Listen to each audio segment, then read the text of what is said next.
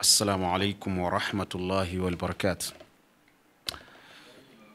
حمد لك ربي كثيرا، حمد لك ربي كثيرا، حمدا لك ربي كثيرا، أحمدك ربي حمد الشاكرين الأبرار الأخيار المتقين. الحمد لله هدى بكتابه القلوب، فأنزله في أوجز لفظ وأعجز أسلوب، فأعيا بلاغته البلغاء وحكمت فصاحته الفصحاء، وأذهلت روعته الخطباء وأسكتت حكمته الحكماء، فهو الحجة البالغة والدلالة الدامغة والعصمة الواقية وحبل الله المتين والصراط المستقيم.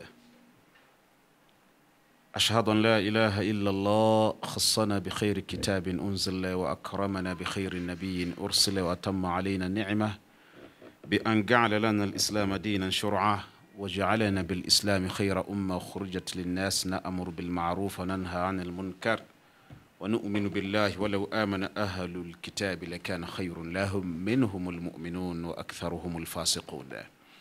أشهد أن سيدنا ونبينا محمد صلى الله عليه وآله وسلم سيد السادات وإمام الأنبياء والمتقين، الطاهر النقي سيد العابدين والناسكين، محمد أحمد الماحي الحاشر العاقب لا نبي بعده. اللهم صل وسلم عليه في الأولين، اللهم صل وسلم عليه في الآخرين، اللهم صل وسلم عليه في ملأ الأعلى إلى يوم الدين.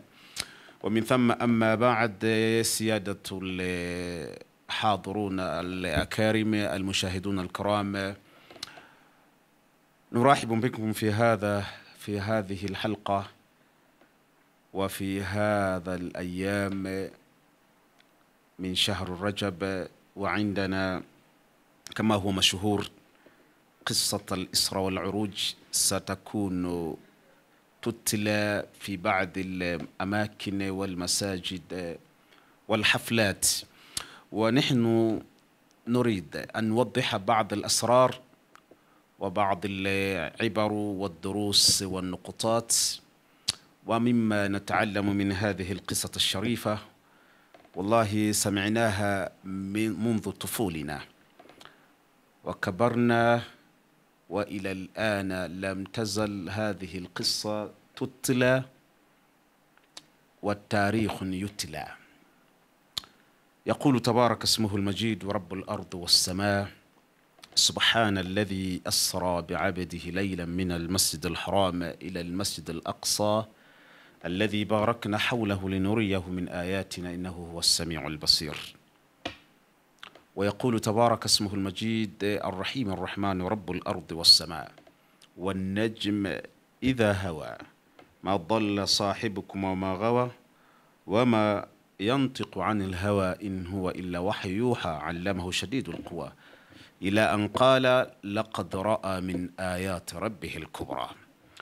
طبعا الإخوة والأخوات الأحبة الغوال, waheshimiwa wasikilizaji wetu popote mlipo katika ulimwengu wetu, katika dunia hii, ndani ya nchi Afrika na duniani kote, ninayo heshima kubwa niko mbele yenu leo tarehe ya 19 ya Rajab, ambayo ni ya mwaka wa 45 baada ya 1400 Hijri, sawa sawa na tarehe ya 30 tarehe ya 31 mwezi wa Januari, mwezi wa kwanza, mwaka wa 24 baada ya 2000. Naomba kwa heshima zote na adabu niko mbele yenu kwa ajili ya kuleta habari ambayo ni maarufu fi London wal Qahira, ambayo ni kisa cha Isra wal Mi'raj ama al-Isra wal Uruj. Kwa nini tunakileta kisa hichi katika masiku haya? Kwanza, tumezoea, tumelelewa na tumekuzwa katika mafundisho haya na malezi haya kwamba ikifika Rajab, misikiti na makongamano na viwanja mbalimbali na mikusanyiko ya Waislamu inajishughulisha na kufanya dhikrayati, yani kufanya kumbukumbu ya watu kukumbushwa na kufahamishwa jambo at-tarikhiyya, hadithatu tarikhiyya fi tarikh al-insan, jambo ambalo ni kubwa na zito katika historia ya mwanadamu. Wala aqulu ala tarikh al-islam wal muslimin, la wa alf la. Na tarikhi hii ama jambo hili sio kubwa tu kwa Waislamu, bali ni kubwa kwa historia ya mwanadamu. Kwa nini? Kivipi? Haya natarajia tutayaona ndani ya simulizi hii nzuri ya kisa cha al-Isra wal-Uruj ama al-Isra wal-Mi'raj. هناك الضجيج يا ترى ويا مرحبا اخواننا، أناس هذا يقول أن هذا غير حلال، إن ليس حلال، ليس مباح، ليس يعني أقوال عديدة. Ndugu zangu, kabla sijatokomea ndani ya kisa chenyewe, naomba nitoe utangulizi kama ifuatavyo. Kuna fujo, hunaka ضجيج min asatiz shatta wa shuyukh shatta. Kuna fujo, kuna vurugu duniani kutoka kwa mashekhe na maustadhi na madai na watu mbalimbali ambao mustambituna, watu wamebobea katika maarifa mbalimbali. Kuna watu wanasema jambo hili kwanza halina umuhimu kuzungumzwa kwa sababu halina tarikhi maalum, lakini kuna wengine wanasema hakuna haja ya kukusanyika kwa sababu itakuwa ni bid'a. Kuna wengine wanasema kwamba jambo hili halina uzito wa kiwango hicho cha kushughulisha watu kuacha mambo yao na nini. Almuradi, kuna watu wamefikia pahala mpaka wamesema jambo hili sio kweli, ni khurafat yani ni mambo tu mudhika wa ustura, yani ustura udhuka, ni mambo kama vile yanachekesha au mambo tu ya simulizi za ngano za watu wa kale, porojo fulani hivi. Almuradi, kuna kauli nyingi, lakini jambo hili lina mashiko ambayo hata ukijitia uchizi, ukijitia uenda wazimu, bado ukikaa peke yako utaona fiha durusun wa ibarun, fiha haqaqan ayatun barahinan, wa fiha bayinatin, fiha ulumun, فيها أخلاق، فيها يعني الإيمان، فيها عدد إلى آخر. ndani ya kisa ukitulia uzuri kabisa na akili zako nzuri kabisa umetulizana, utaona kwamba hakuna hata porojo ya kulazimisha, wala hakuna uzushi wowote ambao unaweza ukaufananisha kwenye kisa hichi. Badala yake utawayakuta ndani ya kisa, utakuta masomo mazito, masomo ambayo watu wanatakiwa washughulike, wabobee, wafanye tafiti, wajifunze, wagundue mambo kwa jicho la kawaida na jicho la ndani. Kuna mambo ya kiimani, imani kwa upana wake na kwa uzito wake. Utakuta ndani yake kuna mafundisho yaliyobobea katika akhlaq, katika tabia na maadili, namna ya kuishi, muashara, muamala, namna ya kuishi na jamii, kuishi na udugu, kuishi na watu wa kila aina.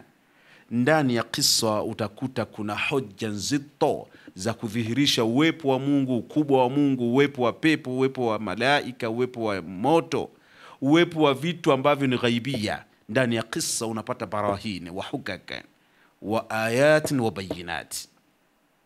Almurad, kisa kimekwenda mbali kuliko watu wanavyofikiria. Bahati mbaya asbahat indana hadhihi alqissa wallahi mu'jizatun tutla am qissatun tutla wa tarikh yutla faqat. Bahati mbaya miaka na miaka kisa kimekuwa ni kama tu al-asira am qissatun tutla, ni sira tu kwamba labda historia ya mtumi sallallahu alayhi wa alihi wasallam, wal bakhilu man la yusalla alayhi, ama ni tarikhi tu ambayo watu wanatakiwa wafahamu na nini, wa baada dhaka intaha al-amr. Baada ya habari hizo basi mambo imekwisha. La wa alfu la, bal fiha durusun وعبر ونقطات وبراهين وحجج وآيات وبينات. تعالوا بي في هذه الدقيقات لنعيش معكم بكلمات رقيقة رقراق رقيقات. Jamani, kwa heshima na kwa adabu naomba utulie uzuri, unifuatishe ili uje uone yaliyomo ndani ya kisa. Ndani kuna masomo, kuna pointi za kumwaga, kuna mafundisho ya kuchukua, kuna vitu vya kuishi navyo. Na vyovyote takavyokuwa, هذا اليوم الذي وقعت هذه القصة الشريفة المباركة إنه يوم من أيام الله لا شك. vyovyote takavyokuwa, ndani ya siku ambayo kilituka hichi kisa al-khariqat al-ada, kisa ambacho kimevuka kawaida, kimevunja ukawaida wa kibinadamu. Na kwa sababu gani kimevunja ukawaida wa binadamu? Kwa sababu ni Mwenyezi Mungu ndiye anayevunja kawaida ya wanadamu, na kisa amekisimamia mwenyewe Mwenyezi Mungu tabaraka ismuhu al-majid wa rabbul ardi was samaa. Kwa hivyo kiko khariqat al-ada, kiko nje ya kawaida, kimevunja kawaida, hakipo kwenye akili za kawaida. Na ndio maana kisa hichi, kuna baadhi ya Waislamu wakati wa Mtume sallallahu alayhi wa sallam walipohadithiwa kisa hichi walirtadde, walirudi kwenye ukafiri, walirudi kwenye dini zao za kimila, dini zao za zamani baada ya kisa hichi. Kwa hiyo sio ajabu siku hizi akitokea mtu pahala akaanza kujitia wenda wazimu na kujitia mashaka na kutia vitu vyake ambavyo yeye anafikiri vina mashiko. Walianza kanu wa mazalu wasayazallu. Walikuwepo watu wakati wa Mtume walijitiatia wakashindwa kuamini na wakafeli, wakartaddi. Na wapo sasa na watakuwepo ila an yartha Allahu al-ardh wa man 'alayha, ila an yartha Allahu al-ardh wa man 'alayha, mpaka dunia Mwenyezi Mungu ataiondoa. Kwa hivyo hadhihi al-qissa ya tura wa ya marhaba akhwana yawm huduthihi am yawm huduthiha, siku ya kushuka ya kutuka kwake ni yawm min ayyamillah, ni siku miongoni mwa masiku Mwenyezi Mungu. Mwenyezi Mungu ana siku zake ambazo amezipa matukio. Siku ya Eid al-Adha, Eid al-Fitri, siku ya Milad al-Rasul, siku ya Badri, siku ya Mi'raj kama hiyo, na siku zingine. Mungu anasema wadhakkiruhum bi ayyamillah, dhakkiruhum bi ayyamillah wa laqad arsalna Musa bi ayatina an akhrij qaumaka min adh-dhulumati ila an-nuri wa dhakkiruhum bi ayyamillah inna fi dhalika al-ayat likulli sabarin shakur. Mwenyezi Mungu anamwambia Musa alayhi salam wa ala nabiyina salawatullahi wa salamu alayhi kwamba awakumbushe watu Mungu ana siku maalum, ana siku nzito katika historia ya dunia ambayo ameweka matukio makubwa. Kwa hiyo siku ya al-Isra wal-Uruj ni siku ya tukio zito ala madi tarikh al-insan min ladun Adam, tangu Adam alayhi salam abuna mpaka dunia inaondoka, hajawahi na haitowahi kupatikana tukio zito kubwa ambalo mpaka leo watu hawalielewi kama tukio la Mtume sallallahu alayhi wa alihi wasallam kutoka Makka kwenda mpaka Jerusalem, Baitul Muqaddas, katika Masjid al-Aqsa, kisha kutoka hapo kupanda ila malakuti al-a'la, mpaka mbingu mpaka katika mbingu ya 7 na juu zaidi ya huko. Hili jambo halijawahi na halitowahi na halitokei isipokuwa ni hilo tu kwa Mtume wetu Muhammad sallallahu alayhi wa alihi wasallam. Fata'alu bi, ndugu zangu, naomba mnifuatishe katika haya sasa yafuatayo. Kisa cha Isra wal Uruj am wal Mi'raj kimetajwa ndani ya Qur'an. Kalamun la ya'tihi al-batil min baini yadayhi wala min khalfi, kimetajwa ndani ya kitabu chenye maneno ambayo hayafananishwi, hayaingizwi uongo hata kwa bahati mbaya. Hata kwa bahati mbaya hayawezi akachomekiwa hata neno moja la uongo. Kisa kimepokelewa ndani ya Qur'an na sura nzima imepewa jina ya kisa chenyewe cha Isra, yani kile kisa ambacho ni safari ya usiku ya chini, harakatul ufuqiyati fil ardi, ambacho kinafuatiwa na kisa cha kupanda kutoka duniani kwenda mbinguni, ambayo sura nzima ambayo imepewa jina la nyota, yani kuzungumzia masuala ya anga. Aya 18 sura ya 53 imezungumzia kisa cha al-uruj, kisa cha kupanda kutoka ardhini kupanda mbinguni. Sasa tukianza hichi kisa cha chini ambacho kina matukio mengi, sisi wakati tukiwa wadogo na tukiwa darasani tunajifunza, tulikuwa tunafundishwa na walimu wetu na mashekhe zetu, maimamu zetu na viongozi wetu kupitia kitabu maarufu kinaitwa Hashia fil Isra wal Mi'raj. Kitabu hichi ni maarufu, kimetungwa na Sheikh al-Arif billahi Sayyid Ahmad al-Dardir. Amekitunga kitabu hichi na hashia yake na sharhi yake ameitoa kwa Sheikh al-Hammam Barakatul Anam Najmuddin al-Ghaiti rahimahumullah. Wametunga kitabu ambacho ndio maarufu, kinasomwa kwenye misikiti, kinasomwa kwenye makusanyiko ya watu, kwenye majumba ya watu. Al-muradi ndio kisa maarufu fi London wal Qahira kwa jamii kubwa ya Waislamu, hasa wa maeneo ya huko Afrika. Lakini mimi nitapita kwenye kisa kidogo katika kitabu hicho tabarukan, akhalafu nitapita haswa kwenye baadhi ya aya ili tuone asrar wal nafahat uluman wal akhlaq wal iman ma nataallamuhu min hadhihi alqissa alsharifa almubarak. Lengo ni kufikia yale mafundisho mazuri ya kiimani na tabia na science ambayo wengi tungejikita huko, umma ungestafidi faidatun tamma.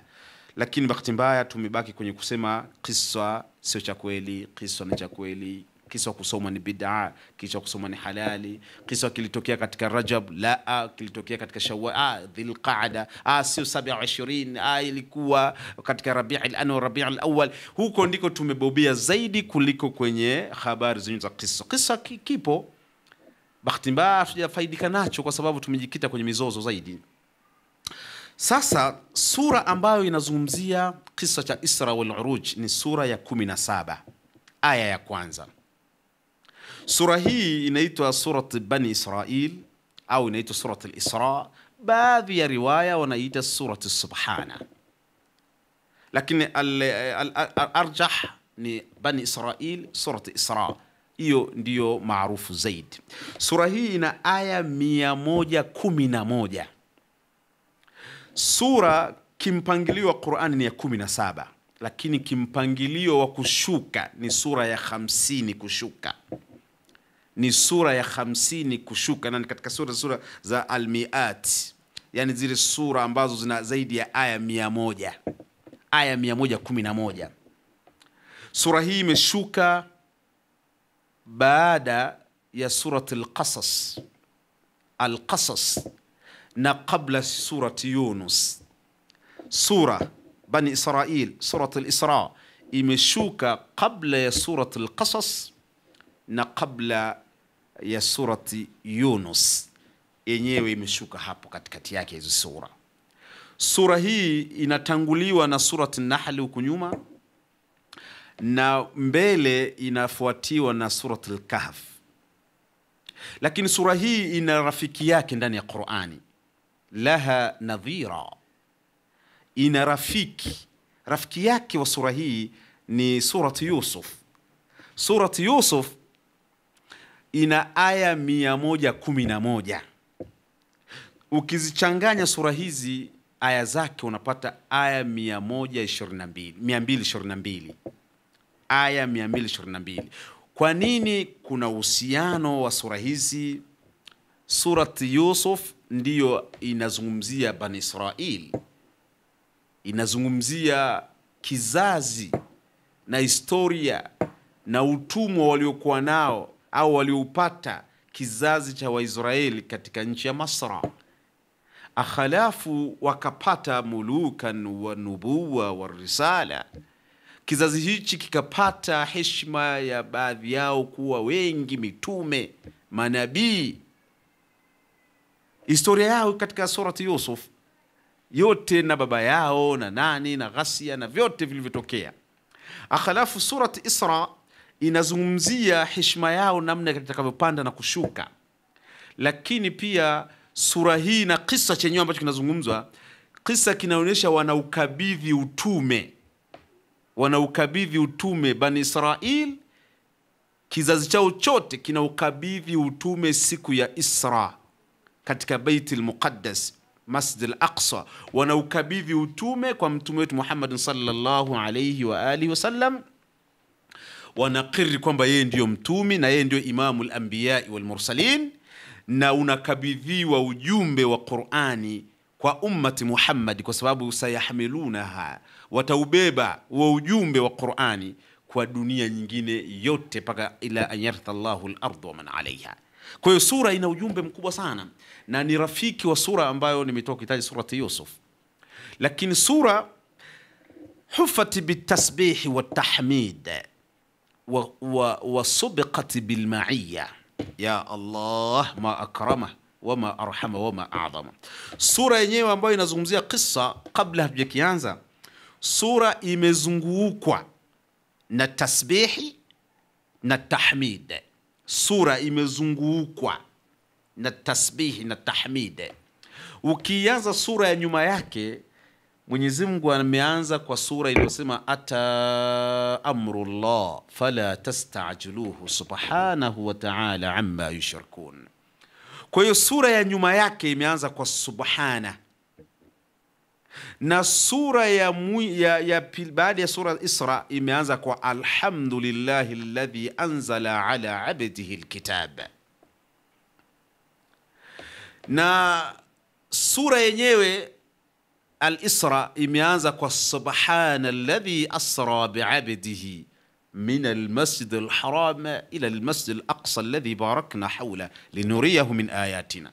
Lakini mwisho wa sura pia hufati bitahmid wa qul alhamdulillahi alladhi lam yattakhidh walada wa lam yakun lahu sharikun fil mulk wa lam yakun lahu waliyyun min adh-dhulli wa kabbiruhu takbira. Kwa hiyo sura ya tura wa marhaba akhwana akhi alhabib allabib almahbub, sura imezunguka kwa tasbihi na tahmid, na sura yenyewe nafsi yake ni suratu nafsuha imezunguka bitasbihi wa tahmid. Lakini sura imetanguliwa na ma'iyya. Aya ya mwisho katika surati an-Nahl ambayo inamalizia kabla ya kuingia subhana inasema inna Allaha ma'al ladhina taqaw wal ladhina hum muhsinun. Nini maana yake? Hakika Mwenyezi Mungu yuko pamoja na watu ambao watakubali kufuata sheria zake, watamuogopa katika yale ambayo ameyakataza, na watamtii kwenye yale ambayo ameamrisha, na wale ambao watakuwa wanaishi kama wanamuona Mwenyezi Mungu. Muhsinun min al-ihsan an ta'bud Allah ka'annaka tarahu fa in lam takun tarahu fa innahu yarak. Inna Allaha ma'al ladhina taqaw wal ladhina hum muhsinun. Humul muhsinun alladhina ya'buduna Allah ka'annahum yarawnahu. Mwenyezi Mungu yuko pamoja na wale ambao wamekubali kufuata sheria zake na wamekubali kuacha maamrisho yake, makatazo yake, lakini wako tayari kumwabudu Mwenyezi Mungu popote walipo kama wanamuona. Sasa Mtume sallallahu alayhi wa alihi wasallam katika safari ya Isra wal Uruj, fa asbaha a'la alladhina taqaw wa a'la alladhina hum muhsinun fa subhana alladhi asra bi'abdihi. Ili mtu wenaye pamoja ni sifa miongoni mwa sifa ni kumkaribisha sehemu yako ama sehemu tukufu. kwenye kisa cha Isra wal Uruj, Mtume sallallahu alayhi wa alihi wasallam Mwenyezi Mungu amemfanya kuwa ni a'la alladhina taqaw, kwa sababu almuttaqin kad takunu anta wa kad akunu ana wa kad yakunu dhalik. Mtu kumcha Mwenyezi Mungu unaweza kuwa wewe ndugu yangu, naweza kuwa mimi, anaweza kuwa ndugu yetu mwingine yeyote. Mtume sallallahu alayhi wa alihi wasallam kwenye hili jambo tunakuwa naye sawa. Akiwa mcha Mungu tunakuwa naye sawa. Sasa Mwenyezi Mungu anaonyesha kwamba mtume ni zaidi ya wacha Mungu na ni zaidi ya watu muhsin. Kwa hivyo anamchukua, anaonyesha a'la almurafaqa, a'la alma'iyya, subhanalladhi asra bi'abdihi. Anamchukua usiku, anampeleka katika msikiti mtukufu wa Makka, wa kumtoa msikiti mtukufu wa Makka kumpeleka msikiti mtukufu wa Bait al-Muqaddas al-Aqsa. Kwa hiyo sura inatuonesha kwamba imetanguliwa na al-ma'iyya. Ya tura marhaba ikhwana, natarajia kutoa utangulizi ambao insha Allah kwa leo tarehe ya 19 ya Rajab, kwa mazoea kwamba tarehe ya 27 itakuwa ndio siku khassa. Kwa hivyo leo, kesho kutwa mpaka tarehe ya 27 tunatarajia kuwa na dakika takriban 10-15 ambazo tutakuwa tunaleta baadhi ya asrar ambazo zinapatikana kwenye kisa. Na leo ndugu zangu tumeanza na kufafanua sura yenyewe inayozungumzia tukio ya Isra au tukio la Isra, na kuizungumzia ile aya ya kwanza ambayo inatupa dira ya kisa chenyewe na yatakayotuka, yalikuwaje, yanafanyikaje. Lakini cha kikubwa zaidi ni kwamba sura hii ndiyo sura ambayo imetaja neno Qur'ani kuliko sura yoyote ndani ya Qur'an. Imelitaja mara 11, ambao ndio ujumbe tuliopewa sisi ummati Muhammad na akapewa mtume wetu Muhammad sallallahu alayhi wasallam. Kwa hivyo walipokuja wale manabii kukiri na kukabidhi utume kwa mtume sallallahu alayhi wasallam katika sala iliyoswaliwa pale, mtume akawa imamu, akakabidhiwa utume pale, yani akakabidhi wakafanya taslimu, wakamkabidhi ujumbe wote waliokuwa nao kwamba aubebe Muhammad sallallahu alayhi wasallam na umma wake. Na sura pia imetaja neno tasbihi kuliko sura yoyote. فسبحان الذي إن كنت إلا بشرا سبحان الذي أسرى بعبده وإن من شيء لا يسبح حمده ولكن لا تفقهون تسبيحهم. na baadhi ya aya hapa kuna dalala kwamba sura inatuambia innahu sayunqal min hadha alalam ila alam alarwahi watasbih, kwamba mtume sallallahu alayhi wa alihi wasallam safari yake ya Isra haituishia tu Isra, bal atapanda kupelekwa kwenye ulimwengu wa tasbihi, ulimwengu wa kiroho na tasbihi. Kwa hiyo sura ilianza kutoa dalili na isharati kwamba mtumi anatolewa kwenye ulimwengu huu wa kawaida kupelekwa ulimwengu wa tasbihi na ulimwengu wa kimalaika na ulimwengu wa kiroho. Sura imetuashiria hayo. Kwa hivyo inshallah Mwenyezi Mungu akijalia, kipindi chetu cha kesho tutaanza na aya ya kwanza min surati Bani Israil, kuifasiri subhana. Kwa nini subhana? Kwa sababu kuna yusabbihu, kuna sabbaha lillahi, kuna sabbih isma rabbikal a'la. Kwa hivyo sighatul af'al zote zimekuja ndani ya Qur'an. Watu waliomsabih Mwenyezi Mungu, Mungu amesema sabbaha. Wanaomsabih sasa hivi anasema yusabbih. Anaotoa amri wa msabih anasema sabbih isma rabbikal a'la. Sasa ikitokea hakuna mtu ambaye anatekeleza amri ya Mungu ya kumsabih, na ikatokea hakuna mtu yote anayefanya hiyo tasbih kwa sasa, na ikatokea hata hakuna mtu aliyefanya tasbih huko nyuma, basi hata kama vikikosekana hizo nyakati tatu, fahuwa subhana. Yani hata ikitokea vingine vya vipo, lakini Mwenyezi Mungu atabakia kuwa tanazzaha. Mwenyezi Mungu atabakia kuwa ni mtukufu na mambo yake ni makubwa. Na cha kuzingatia ikija subhana, fal amru ba'dahu a'zam, jambo linalofuatia ni kubwa kuliko akili za binadamu. Subhanalladhi khalaqal azwaja kullaha mimma tunbitul ard wa min anfusihim wa mimma la ya'lamun. Aqulu ma tasna'una astaghfiru rabbakum wa atubu ilayh. Ndugu zangu, nakuombeni kesho turudi kwenye kipindi chetu kwa dakika 15-20 kwa ajili ya kupita na kisa chetu. Leo tulikuwa tunafanya basharaf, tunafanya utangulizi. Tutakuwa na kisa hichi kwa durusin wa ibarun wa nuqtati uluman wa akhlaqan wa imanan wa barahin wa hujjajan wa ayatin wa bayinatin.